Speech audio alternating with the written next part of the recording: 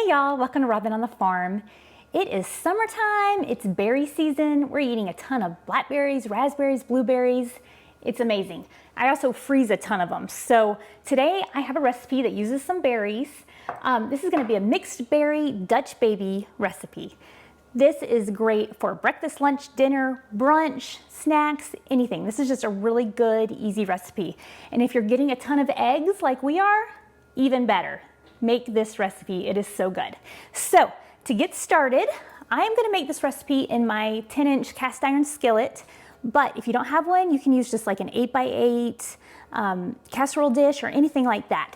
But I'm gonna go ahead and stick this cast iron into the oven that is preheating at 425 degrees. So let me just stick this in the oven so it gets nice and hot.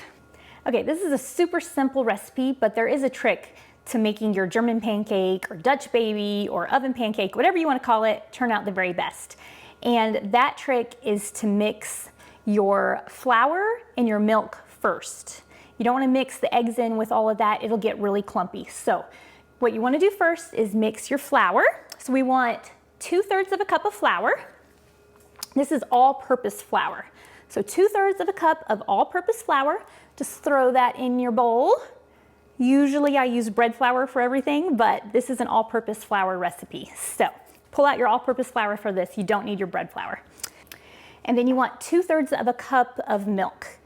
Any kind of milk you want. You can use whole milk, cow milk, goat milk, oat milk, whatever you want. But this is raw whole cow milk. So 2/3 of a cup of milk. Just throw that in your bowl. Take a whisk and whisk this up really good. This will help you not get any clumps in your German pancake. So that is the goal. We want it to be nice and mixed up. Now that this is whisked up really good, I'm gonna add some eggs. I want 4 eggs. Take a look at these gorgeous eggs. These are eggs from my Americana chickens, my Easter egger chickens, and my French copper Moran chickens. Aren't they gorgeous? These are gorgeous green eggs, and we even have kind of like a pinky, creamy colored one, and then you can see these gorgeous, really dark ones. And that's so pretty. I just love these eggs. So fun to use. They're almost too pretty to use. I almost just want to let them sit out on the counter and have them be a decoration. So I'm going to use 4 eggs in this recipe. So now I know I should be cracking these into a different bowl and then whisking them up, but I do things kind of the simpler, easier way, and so I'm not gonna mess with that. I want one bowl to be dirty, so this is just how I'm gonna do it. Do it however you want to. Isn't that gorgeous? Isn't that such a pretty dark brown egg? It's almost like a red color, so pretty. Okay, luckily all those eggs were good, so let me wash my hands really fast. Okay, I got my hands washed. Now, can you see the gorgeous orange yolks on these eggs? Oh, they are so good. And that's just because they have a really good diet. They get to eat bugs and grasshoppers and anything they want out there. They get to eat grass, and it just makes their yolks that much better, that much more orange, really high in omega-3s. Fantastic nutrition in these eggs. So I'm just gonna whisk these up for a minute, get these all incorporated into the flour and the milk. Now this really does make a difference. If you try to mix these all up together, it'll get really clumpy. So I've been making German pancakes for years and years and years, and I know that that is not a good thing to do. So now this is looking really good, really smooth, looks great. So now to that, we're gonna add 1/3 of a cup of sugar, just plain white sugar, 1/3 of a cup. Pour that right on in there. All right, now I want a 1/2 teaspoon of salt. So a 1/2 teaspoon. This is a 1/4 teaspoon, so I'm gonna use 2 of those. And I'm gonna use a 1/2 teaspoon of almond extract. You could use vanilla if you want, or really anything, but I just think this almond is gonna taste really, really good in this. So that's what I'm gonna use. So a 1/2 teaspoon of any kind of extract that you want. Now I'm gonna mix that up one more time. And this is looking fantastic. Okay, I'm so glad that I'm using almond extract because it smells phenomenal. It smells so good. This is gonna be amazing. So like I said, it's berry season and I use any excuse to use lots of berries. I just love them. I think they're so refreshing in the summertime. And plus they're just really, really good for you. So I have some raspberries, blackberries, and blueberries in here, and I am just gonna fold them into this batter. So this is 2 cups. Like I said, these are frozen because we just get so many, I have to freeze them so they don't go bad. So this is 2 cups. You can use fresh or frozen. And I am just going to just barely kind of fold them in here. Really don't need to do much.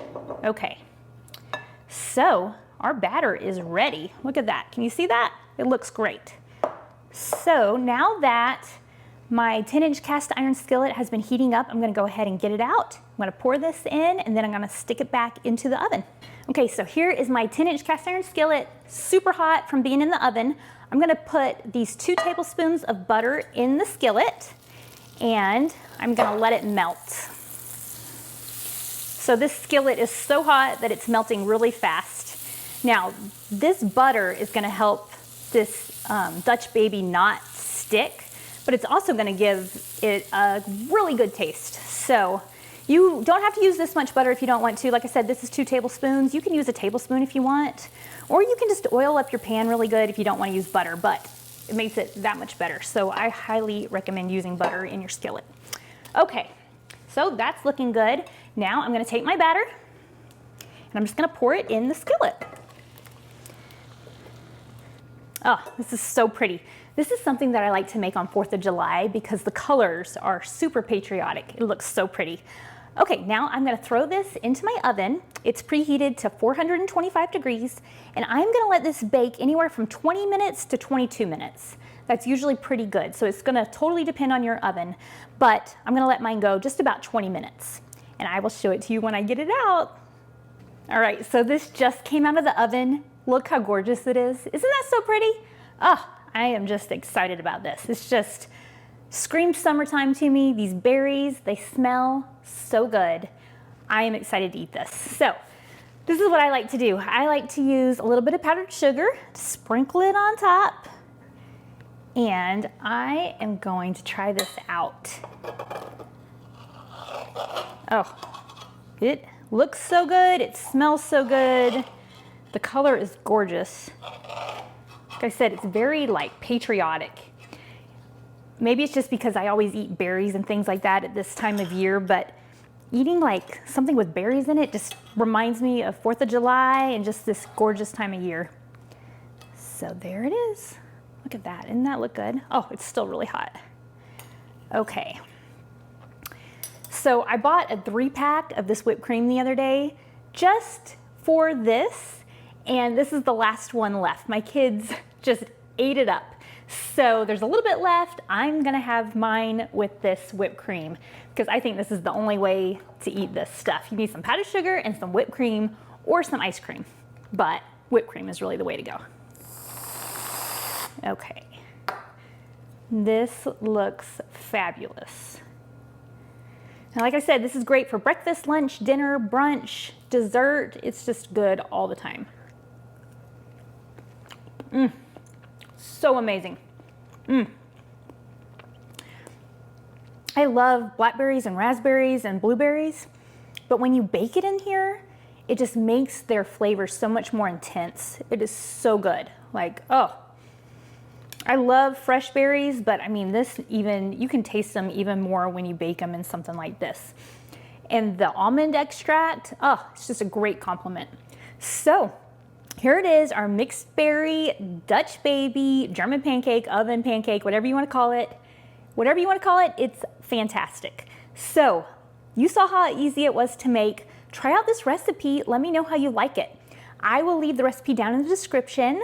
Please like, share, comment, subscribe, leave a comment. Let me know how you like it. I think you're really going to like this one.